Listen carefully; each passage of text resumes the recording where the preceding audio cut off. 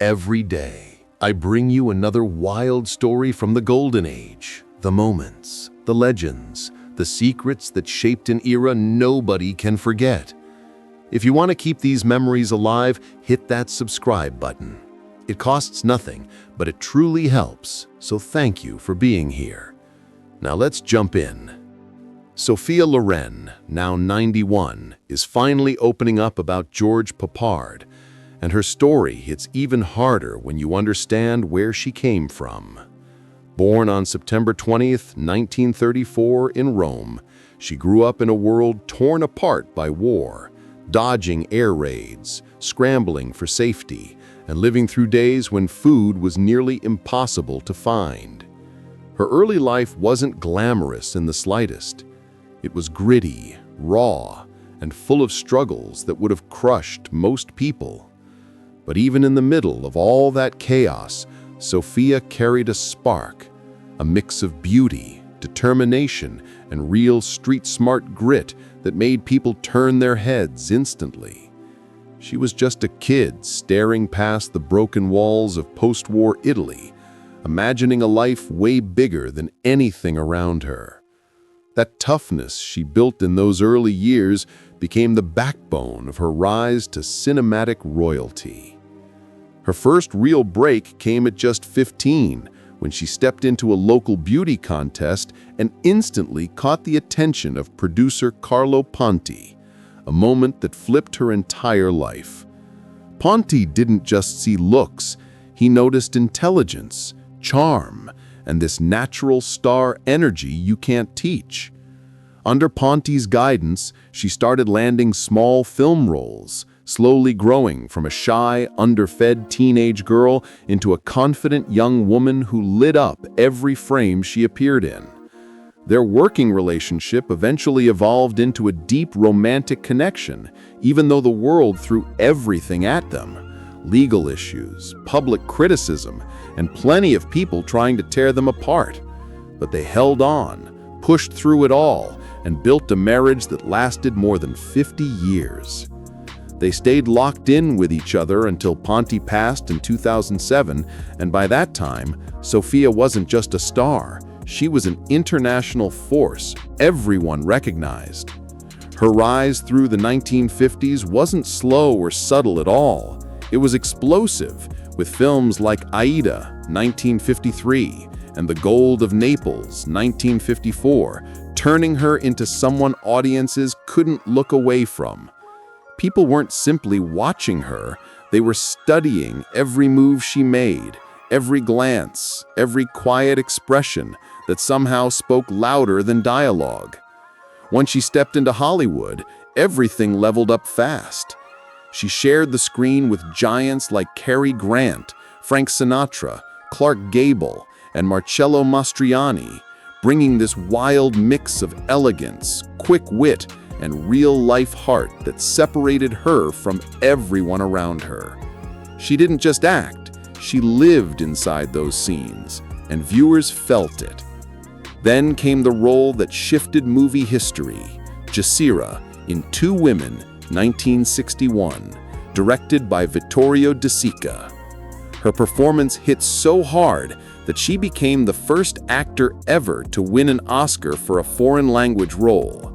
She played a mother trying to protect her daughter during wartime, and the way she delivered that pain and strength made audiences everywhere feel the weight of every moment in their bones.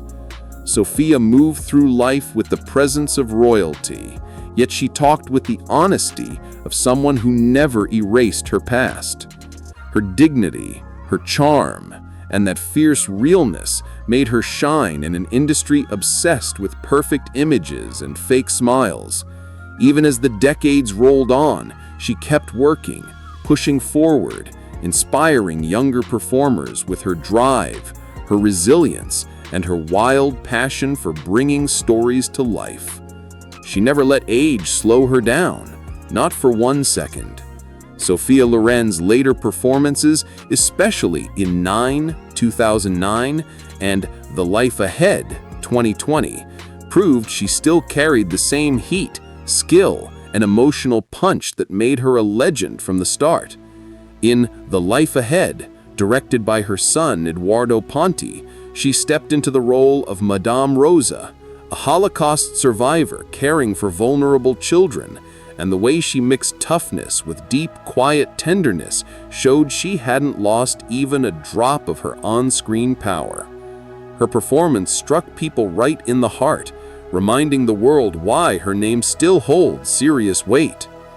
Doctors moved fast, jumping into emergency surgery with a team trained for complicated bone injuries, all focused on getting her back on her feet and protecting her long-term mobility. Even in that scary moment, her resilience reminded everyone why people have always seen her as a fighter who refuses to fold under pressure. Sophia's romantic and personal world has always been tied to one name, Carlo Ponti Sr., a respected Italian film producer who shaped not only her career, but also her long-term happiness. Their bond turned into one of the most talked about, longest-lasting relationships in cinema history, a mix of artistic teamwork, real affection, and quiet resistance against a system that tried to split them apart. Sophia first crossed paths with Carlo Ponti in 1950, right when she was stepping into beauty contests and early acting roles. She was still developing, grinding to learn the craft and build a future, while Ponti, older, established, and already successful, recognized her potential the moment he saw her. Almost instantly, he stepped into a mentor role, helping her land opportunities, teaching her how the industry worked, and guiding her transformation into a confident performer who could command the attention of audiences across the world. Even with all those obstacles stacked against them, Sophia and Carlo stayed locked in with each other, refusing to back down.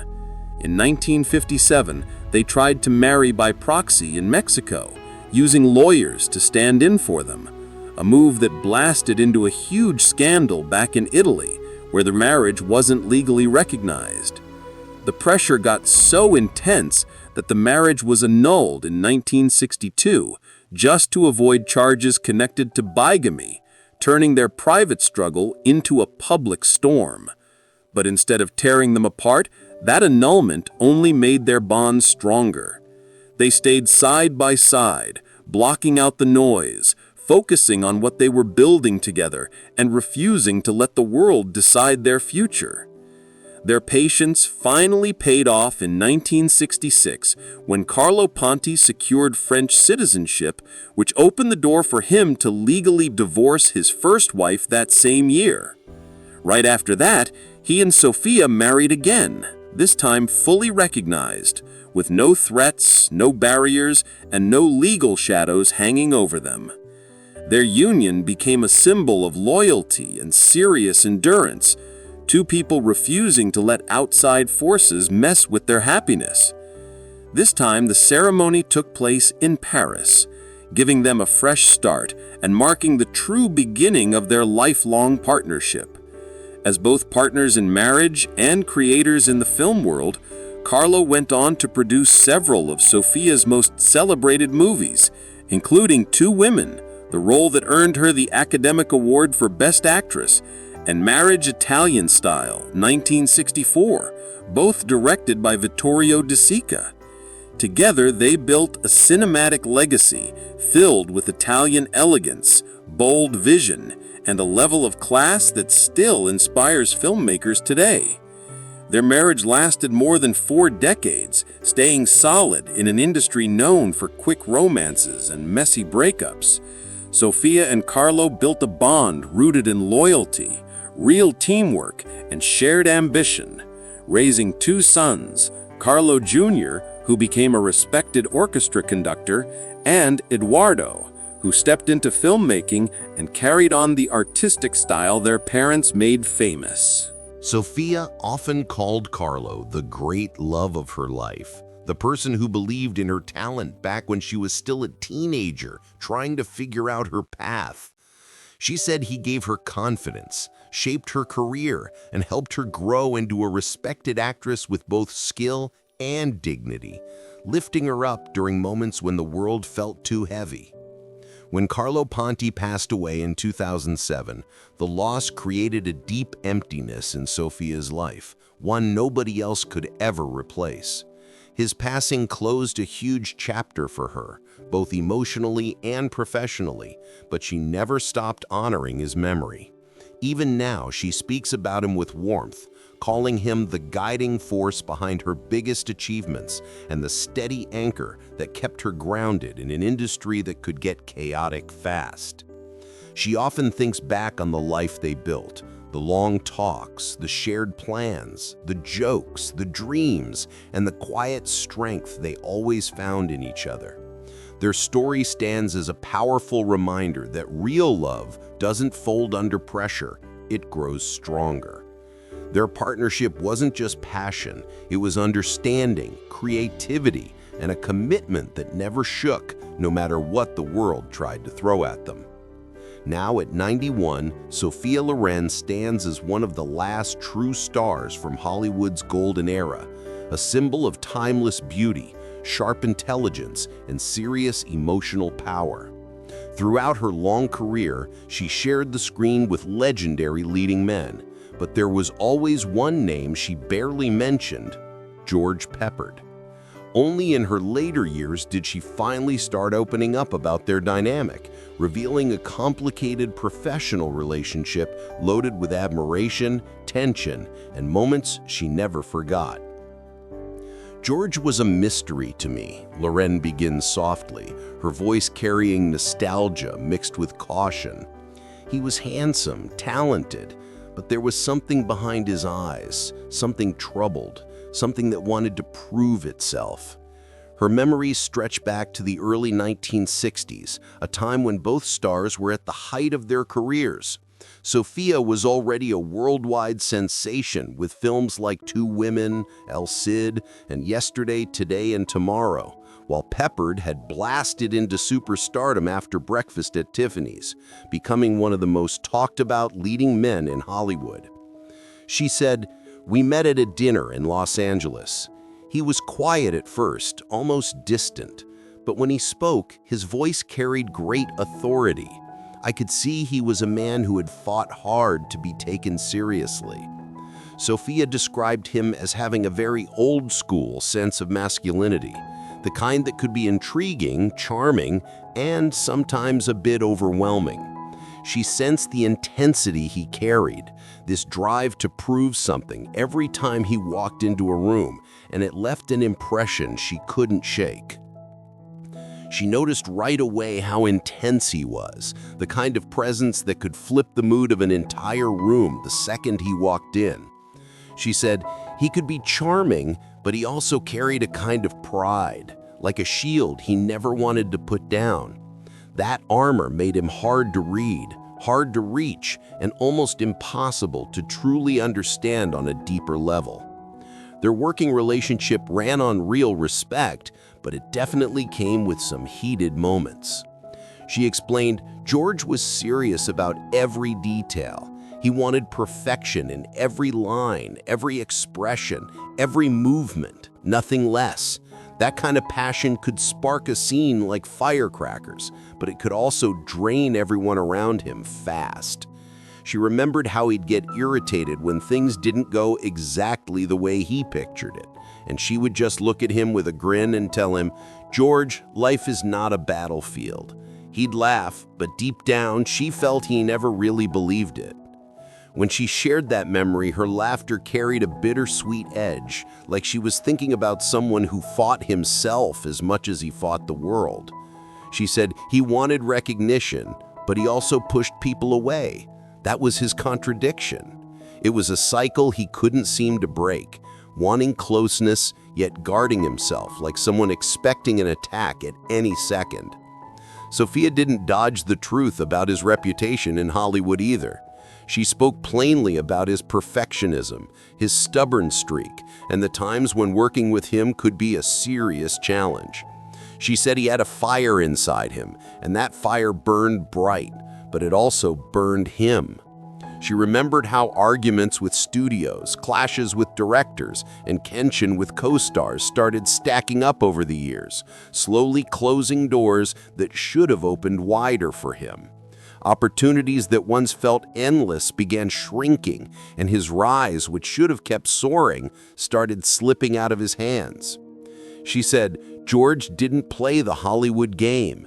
He wanted respect as an artist, not just a handsome face. I admired that, but in this business, sometimes you gotta bend just a little. And George, he never wanted to bend, not even an inch. Even as she said it, her voice carried affection, not judgment, like she was defending a friend people never truly understood. She continued, there was a kindness in him that most people never noticed. Off camera, he could be surprisingly gentle. Between takes, he loved deep conversations, books, politics, the world, human behavior. He wanted to dig into everything. She said he wasn't shallow at all. He always wanted to understand, to dig deeper, to question everything. She paused, her tone slipping into something soft and thoughtful. Sometimes I think he was almost too sharp-minded for Hollywood. She explained that George often felt trapped in a system that rewarded charm and fantasy more than reflection and honesty. George had both, she added, but he never felt comfortable with the pretend side of it all. That world expected smiles, games, and constant politeness, things he didn't always have the patience for. When she reflected on his later years, emotion crept into her voice, like the memory still weighed on her. She said it made me sad to see the industry turn away from him, describing a man who wanted respect but found himself pushed aside by a system that valued convenience over depth. She said he deserved better, she said quietly, the words landing heavy, like they'd been sitting on her heart for years. She went on to explain how his battles with alcohol and his personal struggles seemed tied to that same restless spark that once made him unforgettable on screen. She said he wanted truth in everything, but truth can hurt, and he carried that hurt inside him. When someone asked her what she would say to George Peppard today if he were still here, she let out a soft, wistful smile that felt full of memories. She said, I would tell him he was wonderful. I would tell him he didn't need to fight so hard, that his talent was enough. She paused, letting a quiet moment hang in the air before adding words that sounded like a whisper meant to travel through time. He was a good man, even when he didn't believe it himself. Sophia Loren's reflections on George Peppard offer a rare and intimate look at two stars shaped by the same demanding world.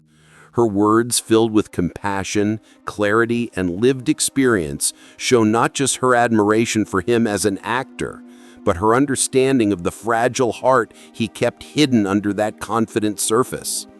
She said, we were from different worlds, but I always understood him. Beneath the pride, beneath the struggle, there was a man who simply wanted to be loved. If this story hit you in the heart, drop your thoughts in the comments, hit that like button, share it with someone who appreciates old Hollywood legends, and don't forget to subscribe so you don't miss the next one.